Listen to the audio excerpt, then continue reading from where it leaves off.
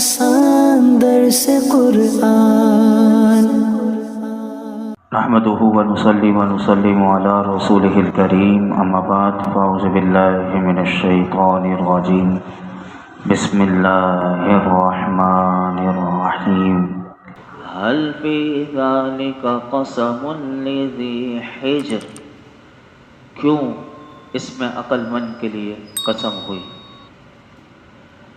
گزشتہ آیات میں 5 قسمیں اللہ رب العالمین نے پہلے ارشاد فرمائی تھی جو آپ نے سماعت کی، اور ان کے بارے میں اب جو فرمایا جا رہا ہے، اور فرمایا کہ جو لوگ عقل و خرد سے بہرور ہیں، عقل مند ہیں، فرمایا اتنی ساری قسموں کے بعد انہیں روز جزا کا یقین آ جائے گا۔ فرمایا کہ اس کے بعد انہیں مزید کسی قسم کی ضرورت نہیں رہے گی، اور جو لوگ عقل سے محروم ہیں ان کے سامنے جتنی بھی قسمیں کھائی جائیں ان سے فرمایا وہ اس سے کوئی ہدایت قبول نہیں کریں گے۔ یہاں لفظ آیا حجر، حجر پتھر کو بھی کہتے ہیں، رکاوٹ کو بھی کہتے ہیں، اور یہاں عقل کے لیے حجر کا لفظ آیا۔ علماء فرماتے ہیں کہ عقل کو حجر اس لیے کہتے ہیں کہ وہ غلط کاموں سے روکتی ہے، اور غلط راستے پر جب بندہ کوئی چلنے لگتا ہے تو اس کی راہ میں رکاوٹ بن کر کھڑی ہو جاتی ہے عقل، اس لیے عقل کو حجر کہا گیا۔ یہ کہنے کے بعد اللہ رب العالمین نے ان ساری قسموں کا جو جواب دیا ہے وہ اگلی آیت میں آ رہا ہے۔ وہ جواب یہ ہے کہ ساری قسم کے بعد جواب قسم جو ہے وہ یہ ہے کہ کافر کو ضرور عذاب دیا جائے گا۔ اب آگے سے وہ بات مضمون شروع ہو رہا ہے۔ فرمایا الم تر کیف فعل ربک بعاد ارم ذات العماد، کیا تم نے نہ دیکھا کہ تمہارے رب نے عاد کے ساتھ کیسا کیا؟ ارم کے لوگ ستونوں جیسے قد والے۔ متعدد قسموں کے بعد جواب قسم یہ تھا کہ جیسے ابھی آپ نے سماعت کیا کہ کافروں کو عذاب ضرور دیا جائے گا۔ کافروں کا آخرت کا عذاب تو قطعی ہے، البتہ بارہا دنیا میں بھی انہیں عذاب دیا گیا۔ چنانچہ اس کی مثالوں کو یہاں پر متعدد قوموں کا، یعنی اسی کی مثالوں کے طور پر یہاں سے متعدد قوموں کے عذابات کا اب یہاں سے اس مضمون کا تذکرہ کیا گیا۔ وجہ کیا ہے؟ علماء کہتے ہیں اس سے وجہ یہ ہے کہ اصل مقصد یہ ہے کہ اہل مکہ اور دیگر جتنے کافر ہیں ان سب کو خوف دلانا ہے۔ چنانچہ اللہ تعالیٰ نے ان 2 آیات میں ارشاد فرمایا کیا تم نے قوم عاد کو نہیں دیکھا؟ قوم عاد کی 2 قسمیں ہیں، ایک کو عاد اولا کہتے ہیں، دوسری کو عاد اخرى کہتے ہیں۔ عاد اولا سے مراد وہ لوگ ہیں کہ جن کے قد جو تھے وہ بہت دراز تھے، اور انہیں ہی عاد ارم بھی کہا جاتا ہے، یعنی یہ لمبے ستونوں کی طرح لمبے لمبے قد والے اور لمبی لمبی عمریں بھی تھیں۔ تو کافروں کو اللہ رب العالمین نے سمجھایا کہ عاد اولا کہ جن کی عمریں بھی تم سے زیادہ ہوئی ہیں، یعنی وہ عمر میں بھی بہت زیادہ ہوتے تھے اور ان کے قد تم سے زیادہ طویل تھے، اور وہ خود کو نہایت قوی وہ توانا تھے، اور وہ تم سے زیادہ یعنی نہایت طاقتور تھے، لیکن فرمایا کہ اللہ رب العالمین نے ان کی طاقت، ان کی توانائی، ان کا قد جتنا بھی بڑا ہو ان کی عمریں، لیکن فرمایا کہ انہیں برباد کر دیا، ہلاک کر دیا۔ تو فرمایا کہ یہ کافر اپنے آپ کو کیا سمجھتے ہیں، وہ اللہ کے عذاب سے کیوں بے خوف ہے؟ پھر آگے ارشاد فرمایا التی لم یخلق مثلها فی البلاد، کہ ان جیسا شہروں میں پیدا نہ ہوا۔ اللہ فرماتا ہے کہ قوم عاد کی قوت اور طاقت اور قد و قامت کے بارے میں جو ہے ان کے جیسا کوئی بھی شہر میں پیدا نہیں ہوا، اور اس کے بارے میں علماء کہتے ہیں کہ بہت کچھ اسرائیلی روایات موجود ہیں، یعنی قوم عاد کی طاقت، قوت اور ان کے قد و قامت کے حوالے سے، لیکن علماء کہتے ہیں یہ بات تو قطعی ہے کہ جو قرآن میں بتایا گیا کہ وہ غیر معمولی قوت، طاقت اور قد کاٹ والے تھے، جو قرآن بتا رہا ہے کہ ان جیسا پہلے کوئی نہیں پیدا ہوا، اور اس میں سے جو ایک شخص کی مثال جو علماء نے دی، جو آپ جانتے ہیں کہ شداد کا نام سنا ہوا ہوگا، یہ شداد جو تھا یہ بھی قوم عاد میں سے ہی تھا۔ اب یہ کیا تھا کہ زور و قوت، طویل و قامت میں عاد کے بیٹوں میں سے ایک بیٹا تھا، اس کا نام تھا شداد۔ یہ وہ شداد تھا کہ جس نے پوری دنیا پر بادشاہت کی، اور تمام بادشاہ جو تھے اس کے فرما بردار ہو گئے۔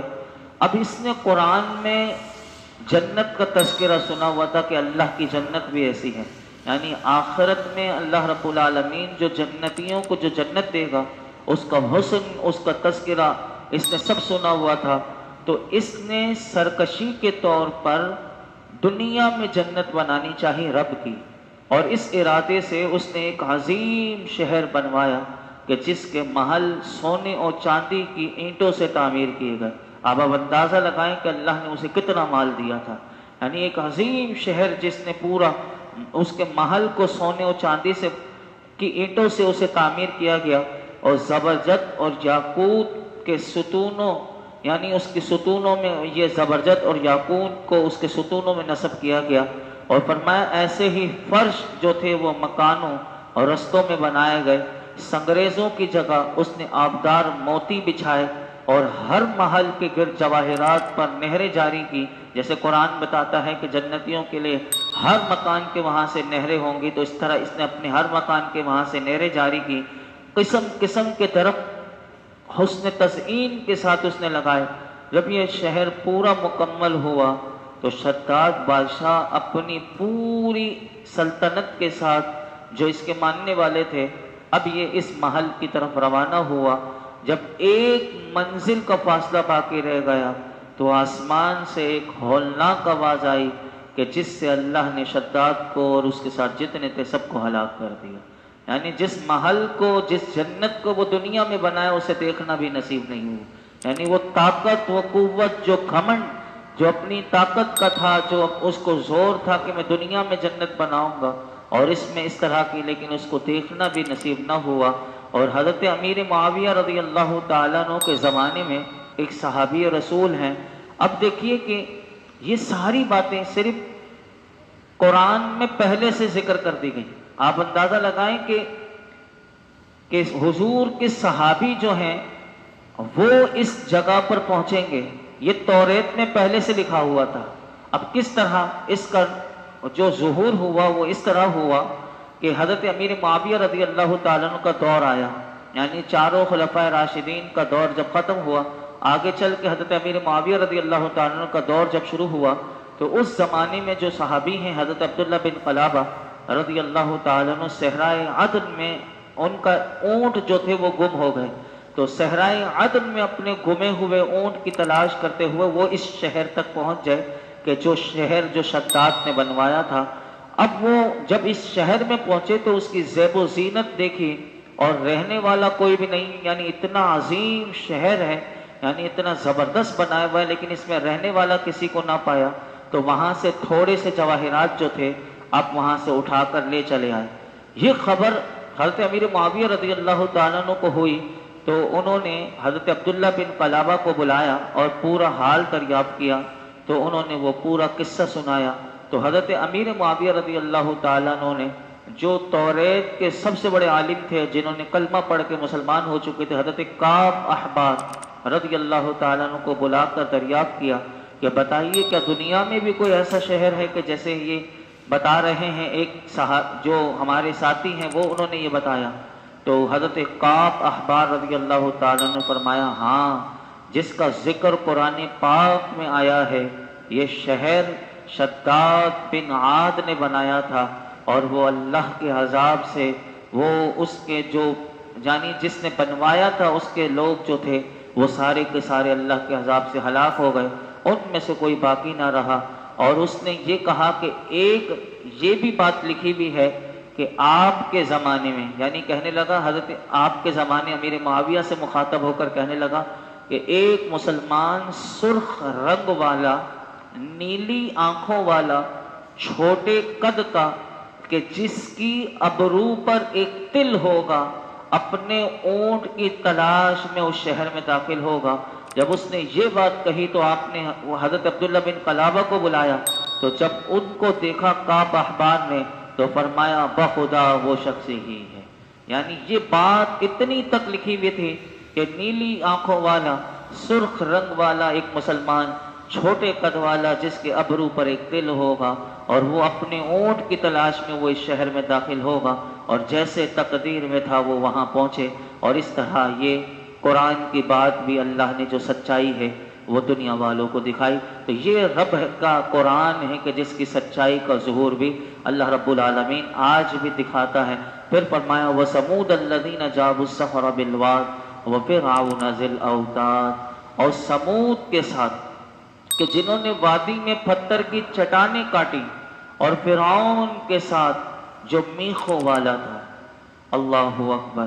اللہ رب العالمین نے پیچھے سے جو بات چل رہی تھی کہ کیا تم نے نہ دیکھا، تو یہاں پر فرمایا کہ تمہارے رب نے قوم سمود کے ساتھ کیا کیا، کہ وہ بھی قوت و طاقت میں کتنے مضبوط تھے۔ تو اللہ رب العالمین نے کافروں کو ان کے بارے میں بھی بتایا، فرمایا کہ جنہوں نے اپنی قوت اور طاقت سے پہاڑ کو کاٹ دیا۔ پہاڑ کو کاٹنا اتنا آسان نہیں، فرمایا پہاڑ کو کاٹ کر اس میں مضبوط مکانات تعمیر کیے، مگر اللہ رب العالمین نے انہیں بھی ہلاک کر دیا۔ اور وہ سمجھتے تھے کہ یہ پہاڑ میں تو کبھی ہمارے اوپر کوئی آفت نہیں آ سکتی، ہمیں کوئی تباہ و برباد نہیں کر سکتا، لیکن اللہ رب العالمین نے فرمایا کہ وہ لوگ کہ جنہوں نے قوت و طاقت کے بل پر پہاڑوں میں مکانات بنائے تھے، لیکن اللہ نے انہیں بھی ہلاک کر دیا۔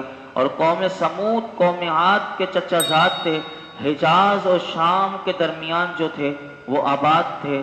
حجر سے وادی قرا تک بہت بڑے بڑے شہر جو تھے یہ ان لوگوں نے آباد کیے تھے، یہاں تک کہ مفسرین نے اس مقام پر یہ لکھا کہ سنگ تراشی یعنی پہاڑ کو کاٹنے میں یہ استاذ تھے، یعنی اتنے ماہر تھے اور بہت قد آور بھی تھے، مالدار بھی تھے۔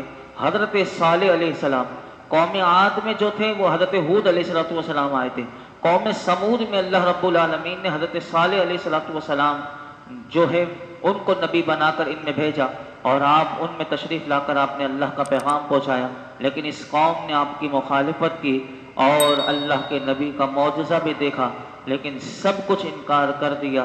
یہ بھی آپ کی مخالفت کی وجہ سے کفار سمود ہلاک ہوئے۔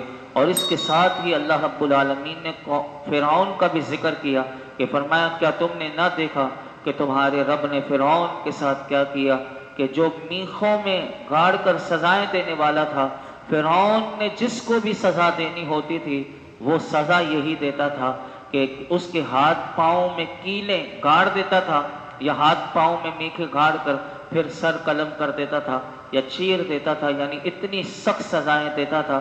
اللہ رب العالمین نے یہاں پر اس کا ذکر کر کے بتا دیا کہ یہ کیسے لوگ تھے، ان کی جب سرکشی حد سے بڑھ گئی، ان کا ظلم جب حد سے بڑھ گیا تو پھر اللہ رب العالمین کا عذاب آیا۔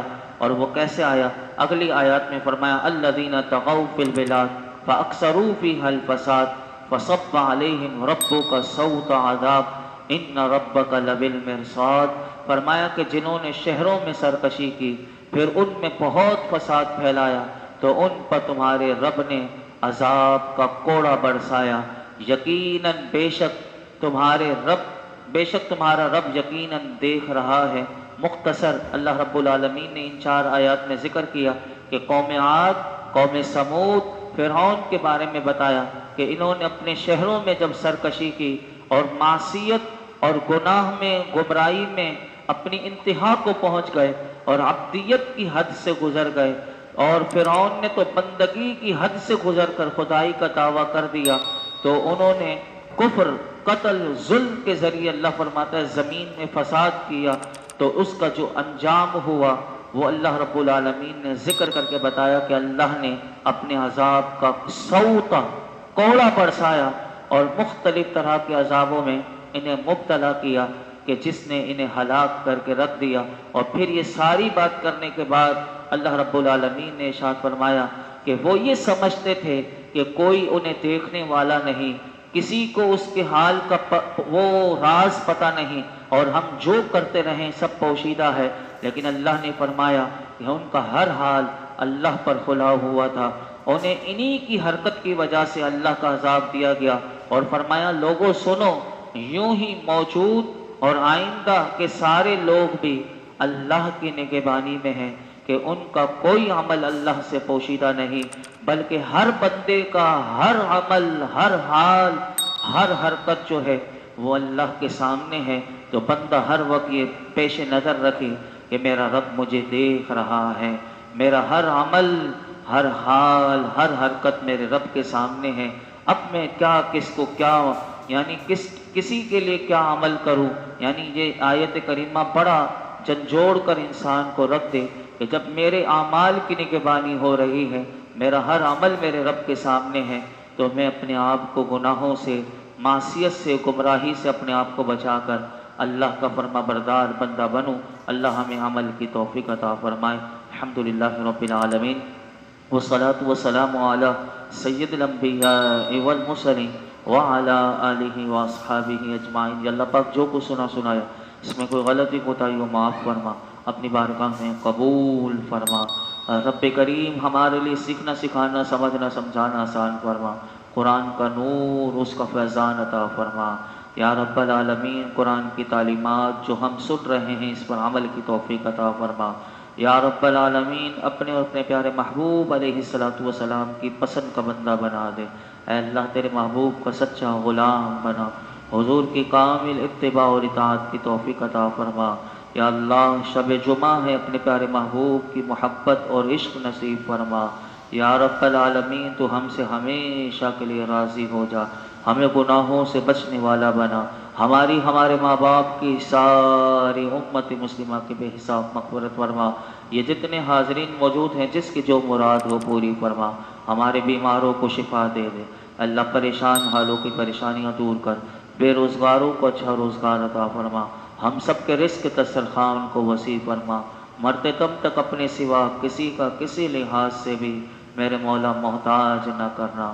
بستر والی زندگی سے، محتاجی والی زندگی، ذلت والی زندگی سے دنیا اور آخرت میں بچا۔ ربنا تقبل منا انک انت السمیع العلیم وتب علینا انک انت التواب الرحیم، وصلی اللہ تعالی علی خیر خلقہ محمد وعلی آلہ واصحابہ اجمعین۔